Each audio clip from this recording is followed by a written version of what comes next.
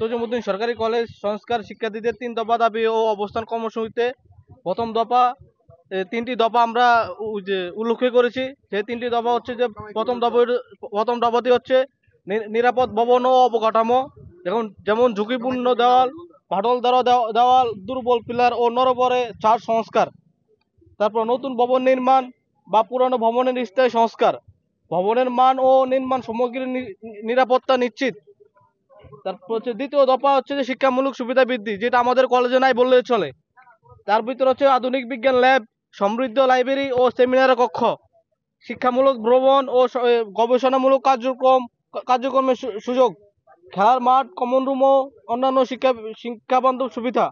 তৃতীয় দফা হচ্ছে স্বচ্ছতা ও জবাবদিহিতা, ছাত্রদের প্রতিনিধি ছাত্র সংসদ নির্বাচন, যার মাধ্যমে নির্বাচন হলে কলেজের সকল সমস্যা একটি একটি সংসদের মাধ্যমে যা সমাধান করা যায়, তাহলে এর মাধ্যমে তজুমুদ্দিনের যে সরকারি কলেজের যে সংস্কারগুলো ছিল সেগুলো ছাত্র সংসদ নির্বাচনের মাধ্যমে তা নির্মূল করা যেত।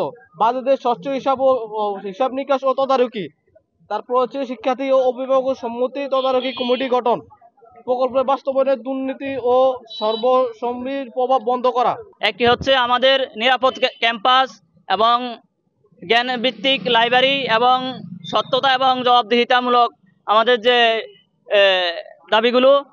দাবিগুলোর মধ্যে হচ্ছে যে আমাদের ভবন আছে, ভবন পর্যাপ্ত নিরাপদ নয়, যেটার যে উন্নয়নমূলক কাজে যে বাজেট হয়েছে সেটার আমরা বাস্তবায়ন কোনো রূপ দেখতে পাচ্ছি না। সেক্ষেত্রে আমরা প্রধান অধ্যক্ষ বরাবর আমরা স্মারকলিপি দিয়েছি। সেক্ষেত্রে ওনারা বলছে এটার যে ধীরগতিভাবে কাজ চলছে। আমরা চাই যত দ্রুত সম্ভব এটার বাস্তবায়ন করা। এবং আমাদের সবচেয়ে বড় দাবি হচ্ছে কলেজের ছাত্র সংসদ নির্বাচন করা। আমরা চাই ছাত্র সংসদ নির্বাচন হলে শিক্ষার্থীদের দাবিগুলো আদায় হবে এবং শিক্ষার্থী বান্ধব কার্যক্রমগুলো শুরু হবে। ছাত্ররা যে ৩ দফা দাবি নিয়ে আসছে সেই দাবিগুলো অধিকাংশই যৌক্তিক ছিল এবং আমরা ছাত্রছাত্রীদের সাথে একটা মত বিনিময় সভাও করছি। কিছুক্ষণ আগে সেই মত বিনিময় সভাটা শেষ হয়েছে। আমরা ছাত্র শিক্ষক মিলে তাদের সাথে আমরা মত বিনিময় সভা করছি এবং তারা এই কলেজের অবকাঠামোগত যেই সমস্যাগুলো বলছে সেগুলো সবই সঠিক, তার ভিতরে আমার কোনো দ্বিমত নেই। তো এই অবকাঠামোগুলো সংস্কারের জন্য যে অবস্থায় আছে আমাদের কলেজ এখন, যেমন ওই বিল্ডিংটা, এটাও অনেক আগের প্ল্যান করা, অনেক আগের এস্টিমেট করা ছিল। এই 20 লাখ টাকা টেন্ডার হয়েছে মেরামতের। সেই মেরামতটাও আমি ডিটেলসভাবে বলি, অল প্লাস্টার এবং নিচতলার টয়লেট খুব খারাপ অবস্থা, ওগুলো মেরামত হবে। জানলা হবে স্টিলের, গ্রিল জানলা হবে, দোতলায় টাইলস হবে, থাই গ্লাস হবে, আর টোটাল প্লাস্টার হবে, কালার হবে।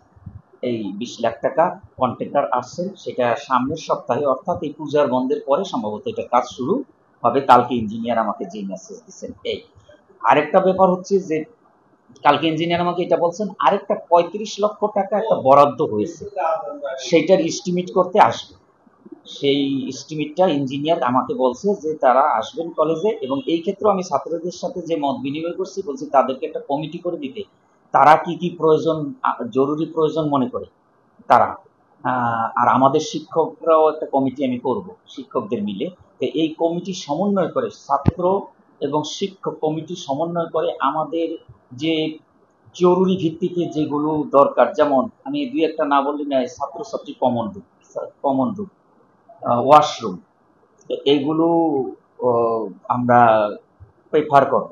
এরপরে যদি অ্যাক্সেস থাকে তাহলে ল্যাবের দিকে আমরা যাব। আর ল্যাবের দিকে যাওয়ার জন্য উপরে আমাদের প্রেয়ার দেওয়া আছে, প্রতি বছরই এখানে ল্যাবে টাকা বরাদ্দ হয়। আমি এখন দায়িত্বে আছে, আমি অল্প কয়েকদিন হয় এই দায়িত্বে এসেছি। আমার আমলে যদি ল্যাবের বরাদ্দ আসে, এটাও আমি বিজ্ঞানের শিক্ষার্থীদের সাথে আলাপ করে কিভাবে ল্যাবের কয় টাকা কিভাবে করা যায় আমি সেই ব্যবস্থা করব। আর ওই 35 লক্ষ টাকার এস্টিমেট হবে, সেটা কাজ হয়তো শুরু হতে, এটা শিক্ষা প্রকৌশল বিভাগ জানে।